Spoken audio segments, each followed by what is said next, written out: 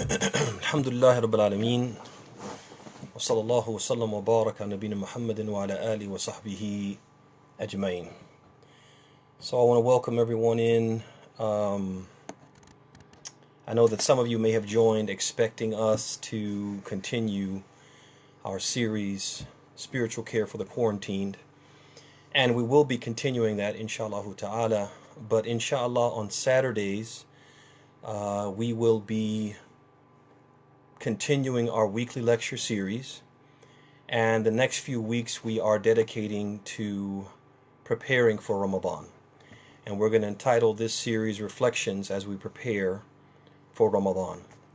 So inshallah ta'ala, today and for the coming Saturdays, this is what we'll be talking about: different things related to fasting, related to month of Ramadan, trying to get ourselves prepared.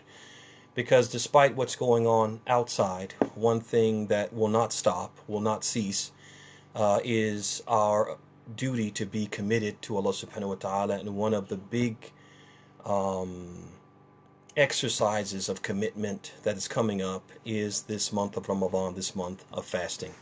And so we want to kind of get prepared for that, get ourselves in the right mindset, get ourselves prepared spiritually and mentally and physically even, to receive this month appropriately and to get the full benefit out of it. So with that said, in today's segment, we will be commenting, as much as the time allows, on the verses which have prescribed, or the verses which Allah revealed to prescribe fasting. And those are verses 183 through 187 of Surah Al-Baqarah. So we'll be looking closely at those ayat, commenting on them, and trying to extract the benefits from those ayat.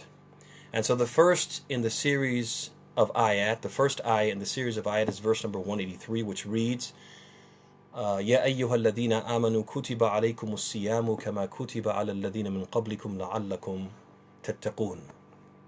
And that means, the meaning of that is, O you who believe, fasting has been prescribed upon you, as it was prescribed upon those who came before you, so that you would obtain piety, God consciousness, so that you would be righteous and committed servants of Allah subhanahu wa ta'ala. And so we'll go through this ayah. We'll try to put it under the microscope, dissect it, and reflect on each part of the ayah. So the first part, the ayah begins with the phrase, Ya ayyuhal ladina amanu, O you who believe. And this is a very common phrase which is repeated or mentioned repeatedly in the Quran. It's a very important phrase, and one of the signs of its importance is the fact that Allah repeats it throughout the Quran. And Allah subhanahu wa ta'ala does not repeat something just to be redundant. Rather, He repeats it to stress and to emphasize its importance, or because it itself is something which is significant and something which we should pay attention to. And it is always followed, invariably. This expression, Ya ayyuhal ladina amanu, in the Quran is invariably followed by either a command from Allah or a prohibition. As Ibn Mas'ud, he said, radiyallahu anhu, he said, إِذَا سَمِعْتَ اللَّهَ يَقُولُ فِي الْقُرْآنِ يَا أَيُّهَا الَّذِينَ آمَنُوا فَأَوْعِهَا سَمْعَكَ فَإِنَّمَا هُوَ خَيْرٌ يَأْمُرُ بِهِ أَوْ شَرٌ يَنْهَى عَنْهُ. So Ibn Mas'ud, he said, if you hear Allah saying in the Quran, O you who believe, then pay very close attention to what follows, because it is either something good which Allah is commanding you to observe, or something evil which He is prohibiting you from committing. And so invariably, whenever Allah subhanahu wa ta'ala says, Ya ayyuhal ladhina amanu, what's going to follow? A command to do X, or a prohibition from doing Y. Now, with that said, what's the benefit? What is the subliminal message in Allah prefacing a command or a prohibition with this phrase, O you who believe?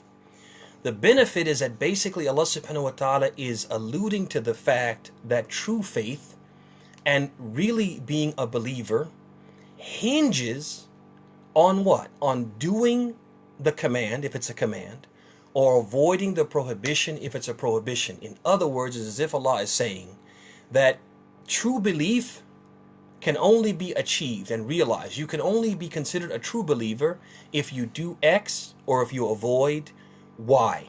And this is very important because we're trying to qualify in the sight of Allah as true believers. And Allah is telling us the way that you do that is by doing this or doing that. And if you don't do as you've been instructed in a verse that's been prefaced by the words, Ya ayyuhalladhina amanu, it's an indication that your faith is what? It's lacking. It's naqis.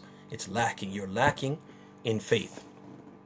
Allah follows that by saying, telling us what is this thing that we have to do to be faithful believers. He says, Kutiba alaykum, prescribed for you. And this word kutiba, this term, kutiba, according to the scholars of jurisprudence epistemology, ulama al-usul, is one of the alfadh, one of the terms or the words which is indicative of religious obligation. It's an indicative that whatever has been kutiba, whatever has been prescribed, is what? Is something which is obligatory.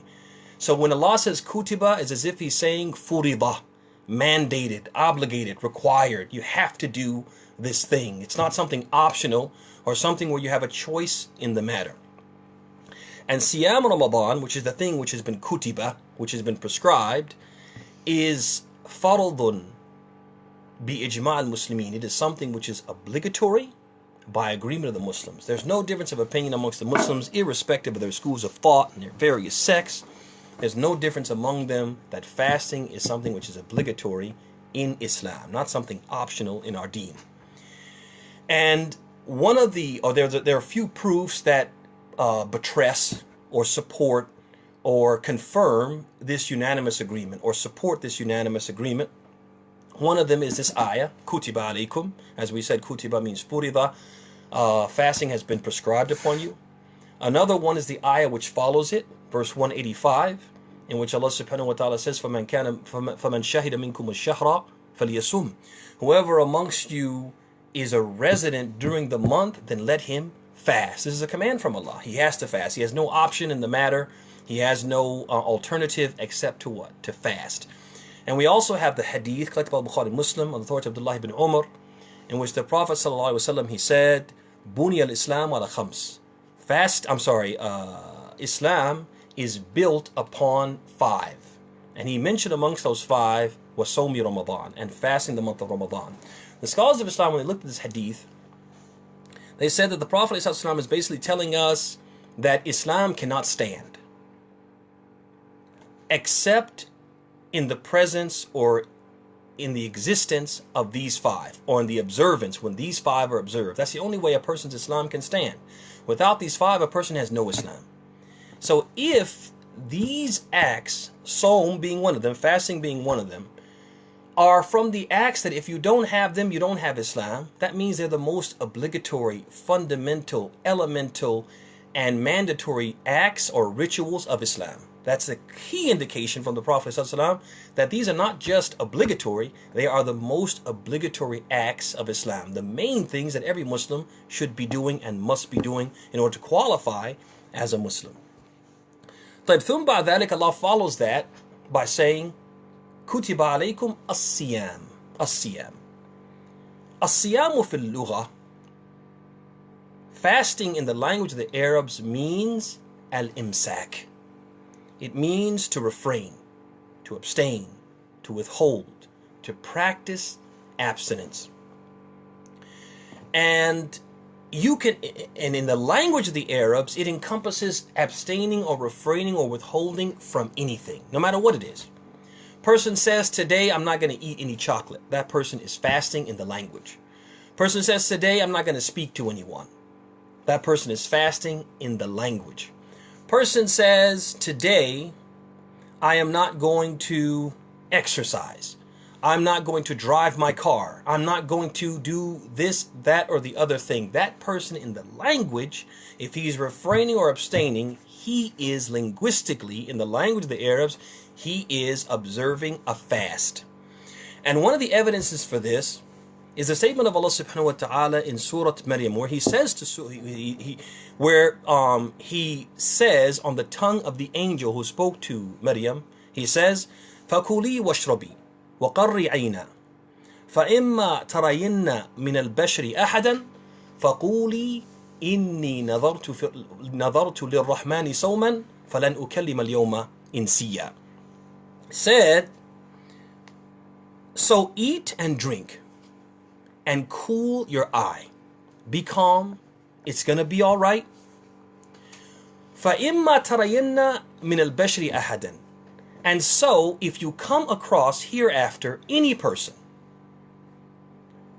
then tell that person, I am observing a fast for the most merciful, so I will not speak to anyone today. Now, look at the ayah closely.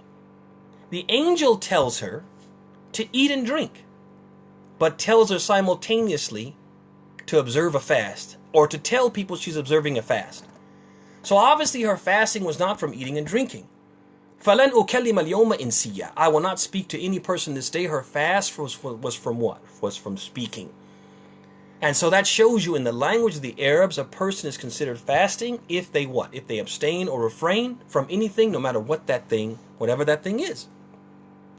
But in the language of the Shara, in legal terminology, in religious speak, fasting is much more than that. Fasting is much more specified than that.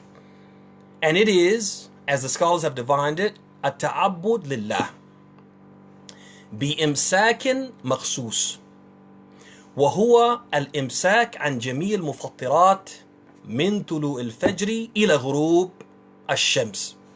So basically, the scholars of Islam have said, define fasting in religious speak, legal terminology, as worshiping Allah with a specific type, a certain type of abstinence. Not any type of abstinence, as is in the case of the linguistic meaning, but a specific type of abstinence. And what is this specific type of abstinence?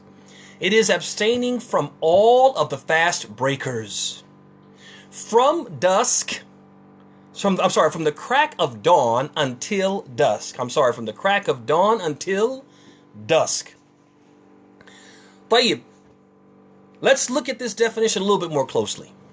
At-ta'abbud lillah.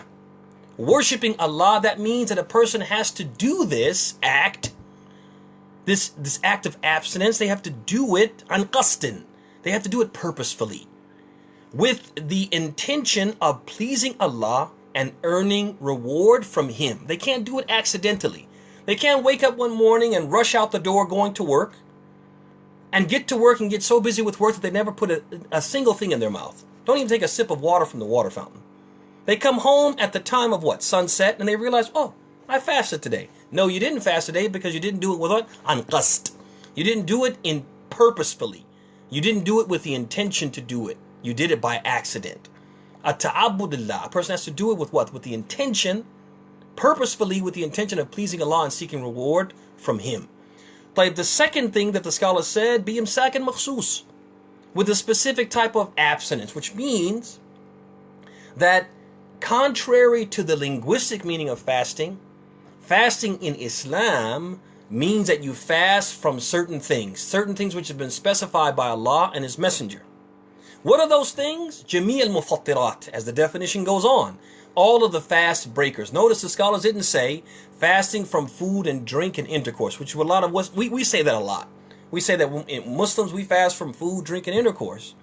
But to be honest with you, the mufattirat, the fast breakers, are more than these things. It's more than just these three.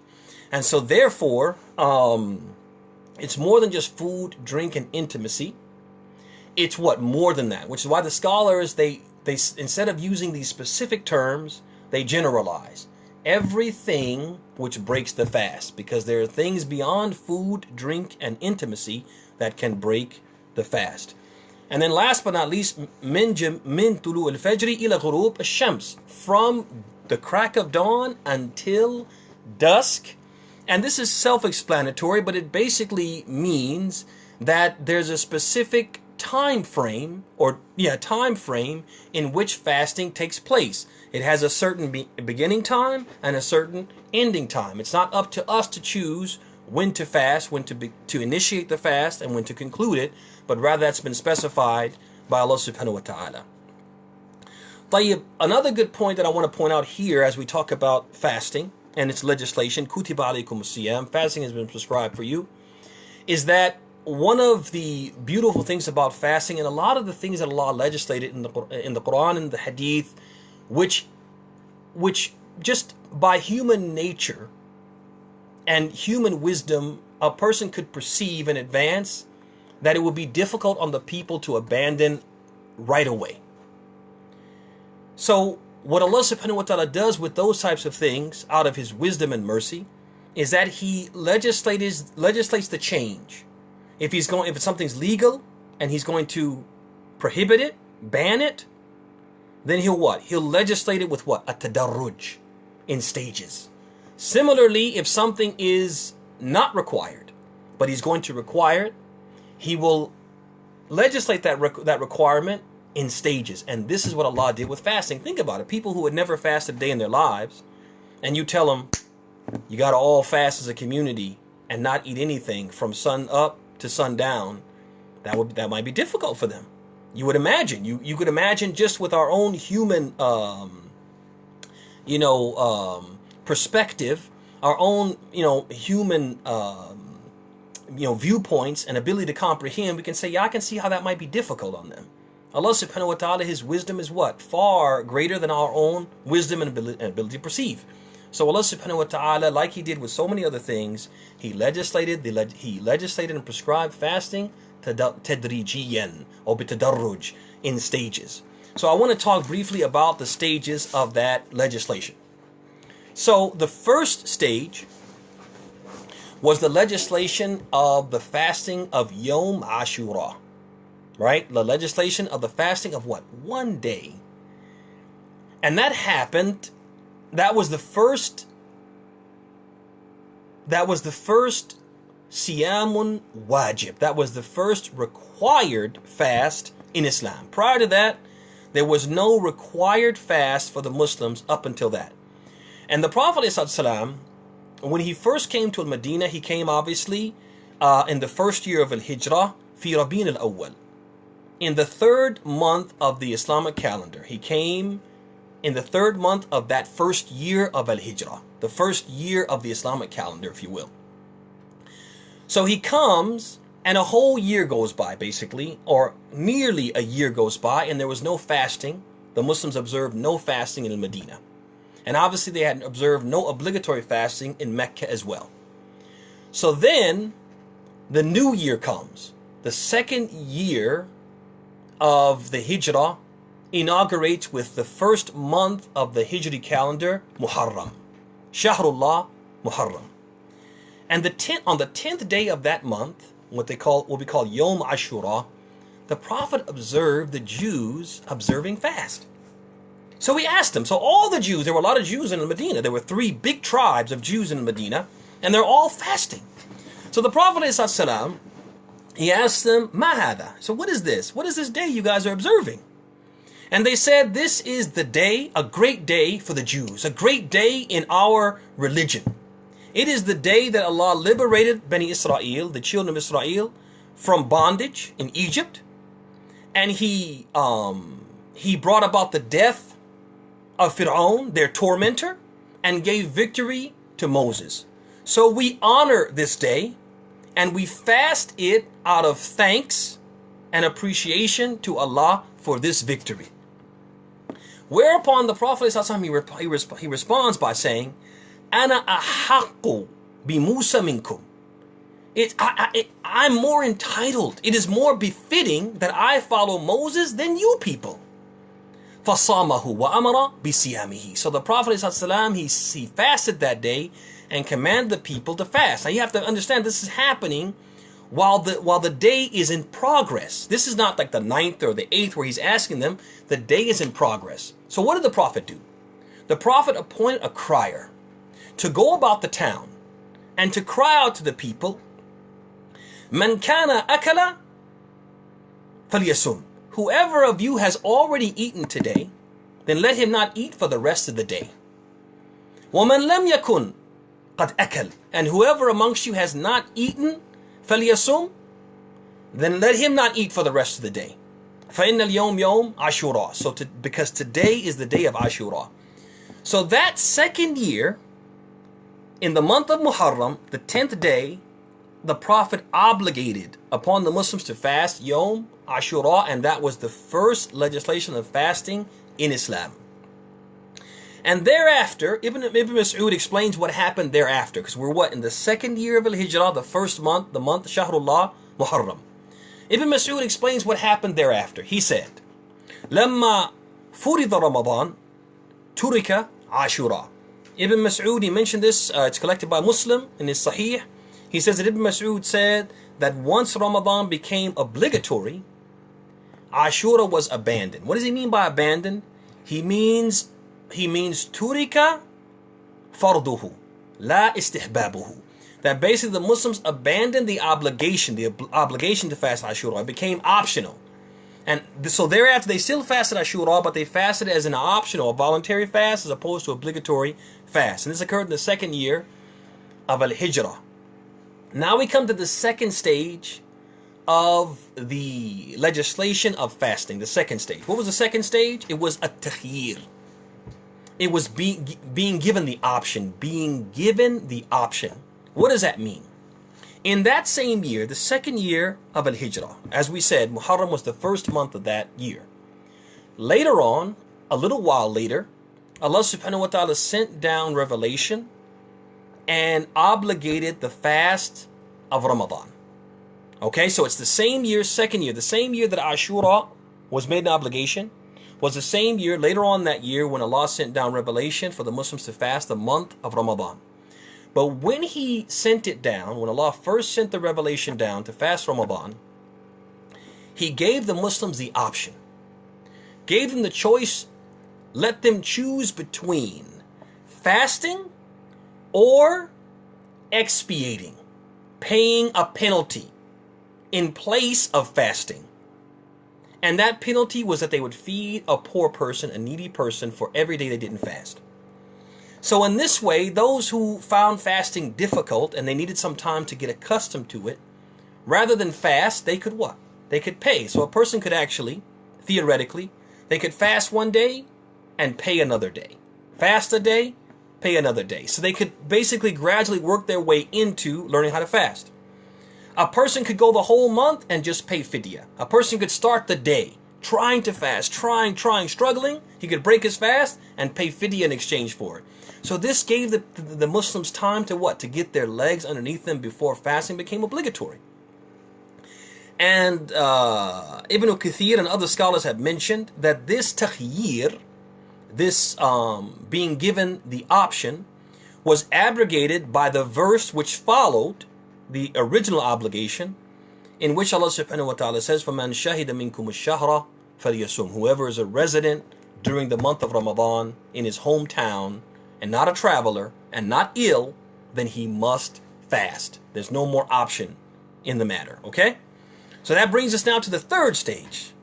The third stage, and pay attention to this stage, it's a stage a lot of people don't know about, but this when fasting became obligatory, that you have to fast if you're a resident and you're not ill, you have to fast. The way that fasting was prescribed and when you could break your fast and when you had to start fasting again was different than the way that we know it currently. So basically what Allah subhanahu wa ta'ala did was He ordered the Muslims to begin their fast, to initiate their fast from Salat al-Isha. So when a person observed Salat al-Isha, after Salat al-Isha, he had to what? He had to stop eating and drinking and being intimate with his wife and any other of the fast breakers, and continue that until dusk the following day. So, and then when dusk came, pay attention now, when dusk came the following day, that person could eat, they could drink, they could be with their families, but they could only do that until they fell asleep or until they prayed Salat al-Isha, whichever came first. Let me say that again. So, a person starts fasting from Salat al-Isha. A person prays Isha. After that, no more eating, no more drinking, no more doing anything that would potentially break the fast. They continue fasting until dusk the next day, Maghrib, the next day. Okay? And then they're allowed to what? To eat, to drink, to be with their family, do any of the fast breakers, until they prayed Salat al-Isha or fell asleep, whichever came first. So if a man came home and he found that there was nothing to eat, comes home from Maghrib, asks his wife, is there anything to eat? Nothing to eat, but I'll go get you something. And that man fell asleep, that man could not eat again or drink again or be with his family again until what? Until the next day at dusk. That's how fasting was once it became obligatory. And so what ultimately happened when fasting was prescribed in this way, there's one of the stories that led to, one of the stories that's mentioned of the incidents which led to the lightening of the restrictions and the easing of the method of fasting, was that there was an Ansari farmer who it happened to him just what we just described. He came home one day from his haql, from his plot of land, exhausted, hungry, and it was Maghrib. And he asked his wife, Hal indakum shay? Do you guys have anything? Is there anything to eat? She said, no, but I'm going to go fetch you something. I'm going to go out right now. Just wait for me. So she went out. And when she came back, she found him on the floor, passed out, asleep. And she said, oh, you missed your opportunity. You missed your chance. So he went out. He couldn't eat. He couldn't drink. He couldn't do anything. So he went out the next day to his plot of land. And as he was working in the land and hadn't eaten for now what's going on 2 days now, he fainted.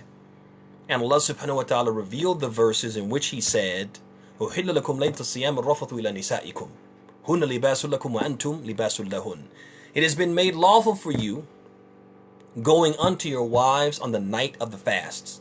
They are a garment for you and you are a garment for them. And he went on to say, فَكُلُوا وَاشْرَبُوا حَتَّى يَتَبَيْنَ لَكُمُ الْخَيْطُ الْأَبْيَضُ مِنَ الْخَيْطِ الْأَسْوَدِ مِنَ الْفَجْرِ ثُمَّ أَتِمُّوا الصِّيَامَ إِلَى اللَّيْلِ.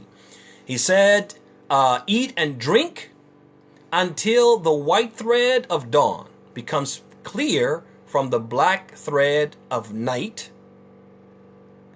ثُمَّ أَتِمُّوا الصِّيَامَ إِلَى اللَّيْلِ. And then complete the fast until what? Until sunset. Meaning that they were allowed to eat, they were now allowed to eat and drink and be with their families for the entire night, regardless of whether they slept or not, regardless of whether they prayed Salat al-Isha or not. And that is the fourth stage, which is the stage that we know now of fasting. That basically this is how it is. We fast until from the crack of dawn until dusk, and between dusk and the crack of dawn, we're not what? We're not fasting, and none of the restrictions are in play. Then Allah subhanahu wa ta'ala, he concludes the ayah by saying, كَمَا كُتِبَ عَلَى الَّذِينَ, I'm sorry, he doesn't conclude it. There's two more parts to it. I'm sorry. Getting ahead of myself. كَمَا كُتِبَ عَلَى الَّذِينَ مِنْ قَبْلِكُمْ.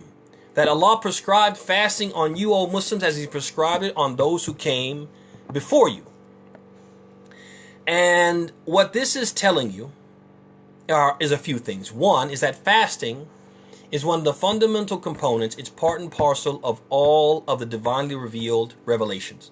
All of the people before us who followed what we call al-adyan as-samawiyya, the divinely revealed religions, they all fasted in one form or another. And this is supported by what we said earlier when we quoted the ayah from Surah Maryam, where she said, "Inni nadartu lir-Rahmani sawman." I have made an oath, or I vowed a sawm to the Most Merciful, which means what? It was common practice amongst them to what? To observe fasts. So Allah subhanahu wa ta'ala, so one benefit is, like I said, this is a fundamental component of all the what? Divinely revealed religions. And just as Allah subhanahu wa ta'ala obligated upon us, He obligated upon the people before us. So He's not asking us to do anything that He hasn't asked people before us. And they did it too. So we can do it. They did it, so you can do it too. But also, there's also another like subliminal message there. And it's as if Allah subhanahu wa ta'ala is saying, it's like, for example, let's say you had two sons, right? And, they're both, pretty good students. But sometimes because they're so smart, they might get a little lazy, right? And so they don't work as hard as they possibly could in some of the subjects. And they come home with these grades and you're like, come on, man, you can do better than that. So sometimes what we do as parents is we'll say, for example, oh, you got this? You got a B? That's pretty good. But Ahmed, he got an A. So we'll say that, he took the same class and he got an A. And we do that because that does what? That lights the fire of competitiveness within us. He got an A, then what? I'm going to get an A plus. So it's almost like Allah subhanahu wa ta'ala is saying, Kutiba alaykum siyamu kama kutiba ala dini min qablikum, that it's been written upon you, O Muslims, to fast. Like it was written on the people before you to fast, as if to say that you should want to what? To fast and outdo them. Do better than them. They did this. They did this. Now what are you going to do? That we should what? We should want to outdo them and do fasting, but do it even better than they did. And then Allah subhanahu wa ta'ala concludes the verse by saying, لَعَلَّكُمْ تَتَّقُونَ, so that you may obtain piety. And there's a few benefits here, a few things that we can extrapolate from this ayah. One is that fasting is not a diet. It's not prescribed to primarily benefit the soul. It's not prescribed primarily to benefit the body, but rather primarily to benefit the soul. It is not a diet.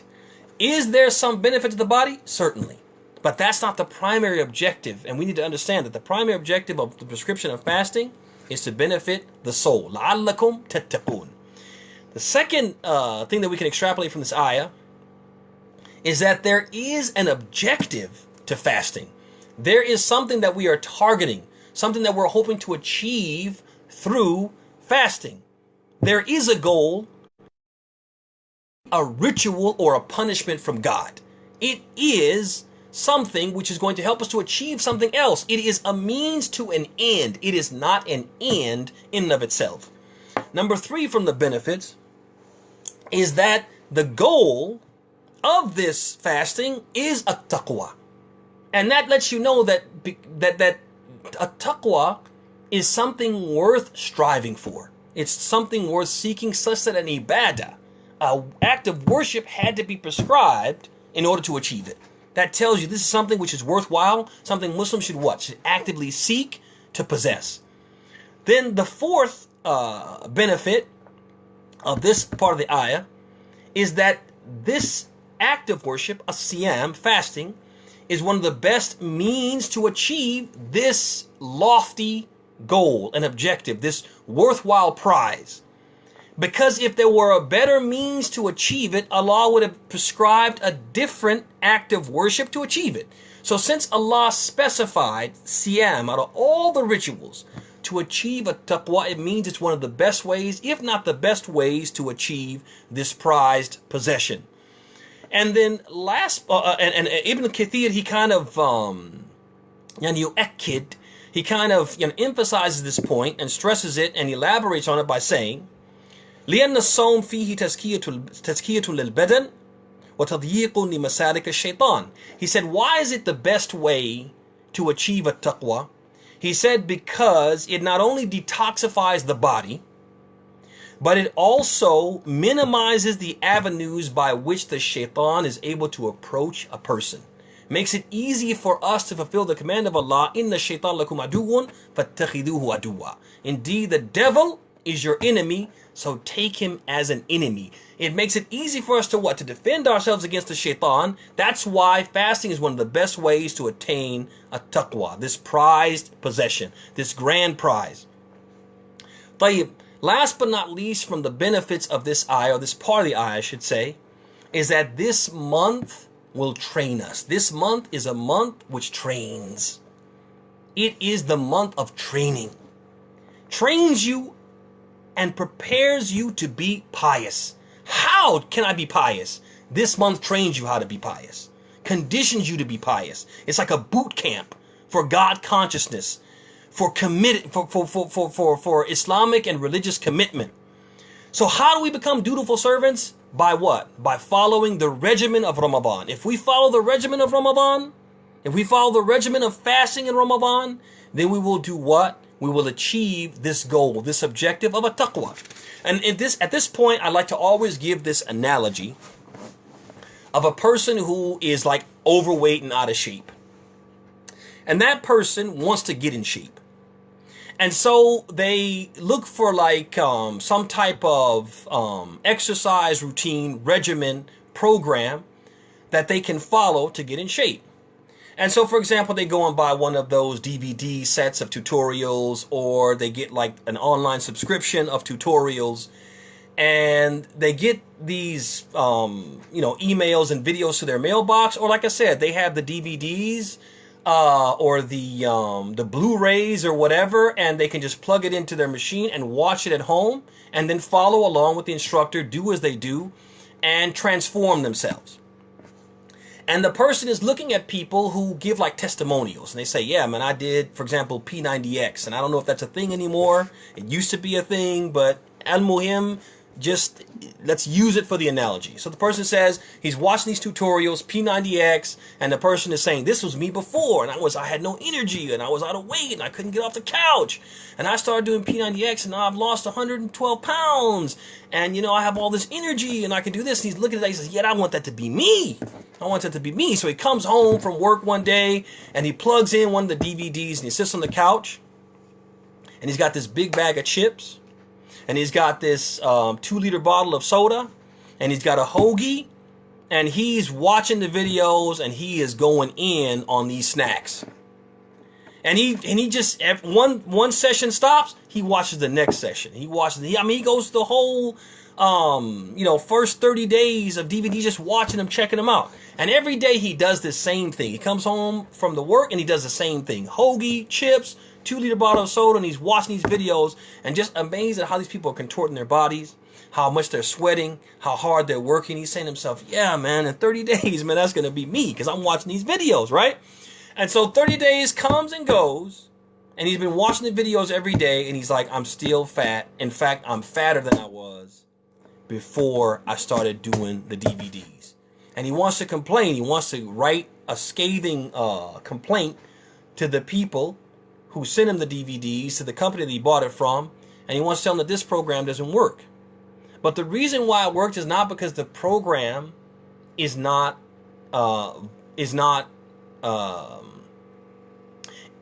because the program is broken or because the program cannot achieve the objective. It's because he didn't follow the regimen. You can't watch P90X. You have to do P90X to get the results. The same thing is true when it comes to what? As-Siyam and fast in the month of Ramadan. If we go into the month and watch it come and go, watch other people worshiping Allah, applying themselves, praying at night, praying Taraweeh, reading Quran, doing all of these things which are included in the regimen. We watch them do that, and we're amazed by how their commitment has been elevated and intensified in Ramadan. We're amazed by that, and we come home and tell our wives, man, look how the people are really getting it in. And we don't join them in that. Then Ramadan is going to come and go, and we're not going to be any better. In fact, we may be worse than we were when it came. But we have to follow the regimen. And what is that regimen? The regimen includes fasting, obviously, the way that we've been ordered to fast, and also reciting the Quran. The book of Allah has to be our constant companion in Ramadan.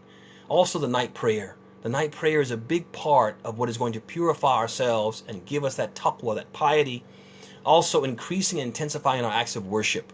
That Ramadan is a month of ziyada fil bir wal khair. It is the month of increasing and intensifying all the good deeds we do. Whatever we do what?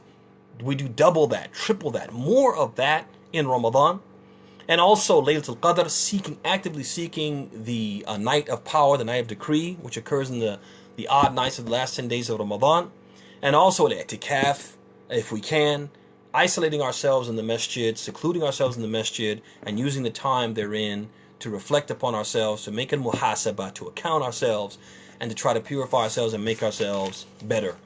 And with that, we will conclude today's session. We're getting close, I think, to Salat al-Maghrib, and we've spent close to an hour, not quite an hour, but close to an hour. And some of you may have got on thinking it was just going to be one of those short talks.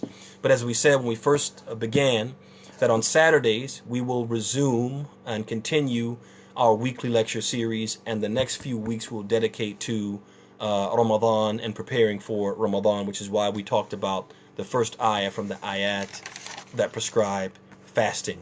And hopefully next week we will conclude this discussion, and then in the following weeks try to get into some of the more fiqh related issues and prepare ourselves for just some basically refresh our memories on those things which we are critical that we apply and observe in order to fast Islamically. And with that we will conclude. We ask Allah subhanahu wa ta'ala to protect all of you and all of your families and your loved ones from this virus which has many of us confined to our homes. We ask Allah subhanahu wa ta'ala to protect you, protect those you love, to protect our families, our friends, and all of the Muslims throughout the world from this virus and from every fitna and from every harm and from every injury. We ask Allah subhanahu wa ta'ala to provide for those who, because of this virus, their means of revenue, their means of income have been adversely affected, and they don't know where their rent money is going to come from. They don't know where their next trip to the grocery store, how it's going to be paid for. We ask Allah subhanahu wa ta'ala to provide for them, to provide ways and means for them, because He's the one who can provide, and He is the provider for all of us. We ask Allah subhanahu wa ta'ala for every good for the Muslims and to protect us from every evil. هذا وصلى الله وسلم وبارك على نبينا محمد وعلى آله وصحبه أجمعين. السلام عليكم ورحمة الله وبركاته.